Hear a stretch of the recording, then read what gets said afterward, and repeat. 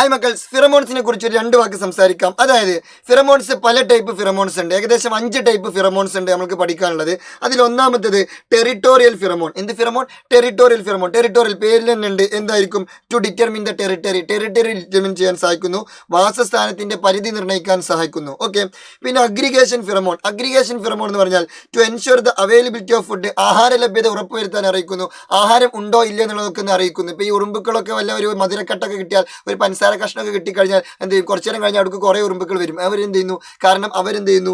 Aggregation pheromone produce ചെയ്യുന്നു. അപ്പോൾ അത് മനസ്സിലാക്കിയിട്ട് ബാക്കിയുള്ള ഉറുമ്പുകളൊക്കെ അങ്ങോട്ട് വരും. അതാണ് പരിപാടി. എല്ലാ ഫോം വിളിച്ച് പറഞ്ഞു കൊടുക്കണമെന്നില്ല.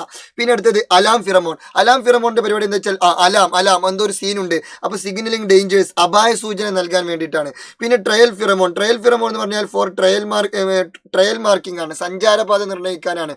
ഉറുമ്പുകളൊക്കെ വരിക്ക് ഇങ്ങനെ പോക്കില്ലേ? അതെന്താ കൃത്യമായിട്ട് ആ വരി കീപ്പ് ചെയ്യുന്നുണ്ട്. ഓലെന്താ ഗൂഗിൾ മാപ്പ് ഇട്ട് പോവാണോ? അല്ല, അവരെന്ത് ചെയ്യുന്നു? ട്രയൽ ഫിറമോൺ പ്രൊഡ്യൂസ് ചെയ്യുന്നുണ്ട്. അപ്പോൾ അത് ഐഡന്റിഫൈ ചെയ്തിട്ട് ബാക്കിയുള്ളവരൊക്കെ കൃത്യമായിട്ട് അതേ വരി ഇങ്ങനെ കീപ്പ് ചെയ്ത് പോകും. ഇങ്ങനെ 5 ടൈപ്പ് ഫിറമോൺ ഉള്ളത്. Territorial, aggregation, alarm, trial. അപ്പോൾ ഒന്നും കൂടി ബാക്കിയുണ്ടല്ലോ സാർ. അതെ, അത് സെക്സ് ഫിറമോൺ അഥവാ ലൈംഗിക ഫിറമോൺ ആണ്. അതിന്റെ ഫംഗ്ഷൻ നിങ്ങൾ ജസ്റ്റ് ഒന്ന് കമന്റ് ചെയ്യും. Okay, good bye.